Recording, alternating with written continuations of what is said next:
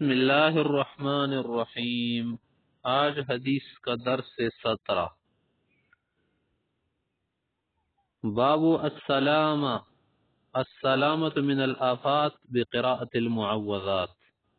آفات سے، مصیبتوں سے، بلاؤں سے بچنے کے لیے معوذات پڑھنا۔ معوذات ان صورتوں کو بولتے ہیں جن میں پناہ مانگی جاتی ہے آفتوں سے۔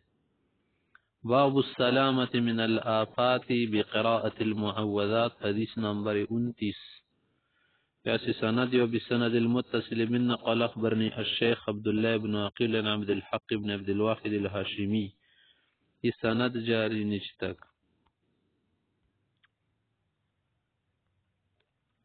یہ سند جو ہے امام بخاری رحمۃ اللہ تک ہے، پھر آگے جو ہے قتیبہ روایت کر رہا، پھر آگے مفضل بن فضالہ ہے، پھر آگے عروہ رحمہ اللہ سے روایت کے، عروہ صاحب روایت کر رہے شاہ صاحبہ سے۔ عن عائشہ رضی اللہ تعالی عنہا، حضرت عائشہ رضی اللہ تعالی عنہا سے روایت ہے، ان النبی صلی اللہ علیہ وسلم کہ آپ صلی اللہ علیہ وسلم کان اذا اوا الى فراشہ کہ جب چرپائی پہ لیٹ جاتے تھے۔ فراش چرپائی کو بھی بولتے، بستر کو بھی بولتے، مراد لیٹنے کی جگہ ہے۔ اذا اوا، اوا یأوی مانا کسی جگہ میں چلے جانا، ٹھکانہ لینا، مراد یہ پر کیا ہے؟ بس جب وہ ارادہ فرماتے تھے الی فراشی ہی، لیٹنے کی جگہ کی طرف، مانا جب لیٹنا چاہتے تھے، کل لیلتن ہر رات کو ایسا ہوتا تھا۔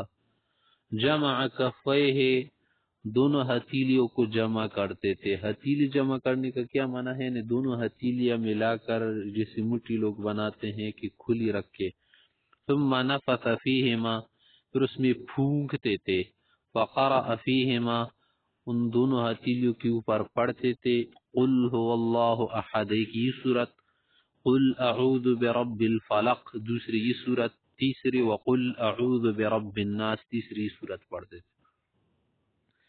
جب یہ ہتھیلیوں فارورڈ دیتے محترم حضرات، اس کے بعد کیا کرنا تھا؟ اس کے بعد یہ تھا کہ ثم یمسح بہما، پھر ان دونوں ہاتھوں سے ہتھیلیوں سے مسح کرتے تھے، وہ دونوں ہاتھ ملتے تھے ہتھیلیاں، بہما ما مستطاع، جتنی قدر ممکن تھا، مستطاع جتنا ممکن تھا، من جسدی جسم میں سے، ہر جگہ پر کیا کرتے تھے؟ وہ دونوں ہتھیلیاں ملتے تھے، پھیرتے تھے۔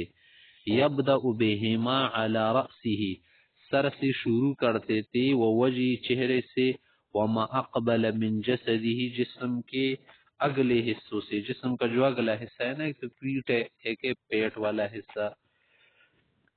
یفعل ذلك 3 مرات، 3 مرتبہ ایسا کرتے تھے۔ یفعل ذلك، وہ کام کرتے تھے، 3 مرات 3 مرتبہ، یعنی پیغمبر صلی اللہ علیہ وسلم ہر رات کو لیٹنے سے پہلے قل هو اللہ احد، قل اعوذ برب الفلق، قل اعوذ برب الناس، یہ 3 صورتیں پوری پڑھ کے ہتھیلیوں پر دم کرنے کے بعد جسم پر، سر سے، چہرے سے لے کر اگلے حصے کو، پھر بدن میں جو ممکن تھا نا جہاں تک ہاتھ آدمی لگا سکتا ہے، وہ ہاتھ پھیرتے تھے۔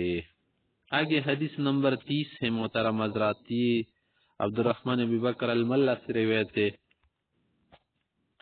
نیچے جو ہے اس کی سند آ رہی ہیں، یہ سند امام مسلم رحمہ اللہ تک جاری ہے۔ یہ قتیبہ بن سعید سے روایت آگی، وہ روایت کر رہے جریر سے، وہ قیس سے، عقبہ بن عامر رضی اللہ عنہ سے آگے روایت ہے۔ عن عقبہ بن عامر رضی اللہ تعالی عنہ، عقبہ بن عامر رضی اللہ تعالی عنہ فرماتے ہیں، قال قال رسول اللہ صلی اللہ علیہ وسلم، آپ صلی اللہ علیہ وسلم نے فرمایا، الم ترى، کیا نہیں دیکھا آپ نے، آیات، ایسی آیات، انزلت جو نازل کی گئی ہے، اللیلۃ آج ہی رات، لم یرا نہیں دیکھا گیا، مثلہن اس جیسی، قط کبھی بھی، کیا تم نے نہیں دیکھا آج رات ایسی آیات مجھ پر نازل ہو گئی ہے، نازل کی گئی ہے، کہ اس جیسی آیات حفاظت کے لیے، پناہ لینے کے لیے نہیں دیکھی گئی ہے، مانا بہت عظیم آیات ہیں۔ وہ کیا ہے؟ قل اعوذ برب الفلق، قل اعوذ برب الناس۔ چار قل تو عام لوگوں میں مشہور ہے نا کہ چار قل پڑھتے ہیں، قل یا ایھا الکافرون، قل هو اللہ احد، اور یہ دو صورت اخری والی۔ یہ جو ہے جادو، سحر، جنات، اسیب وغیرہ تمام چیزوں سے کیا ہے؟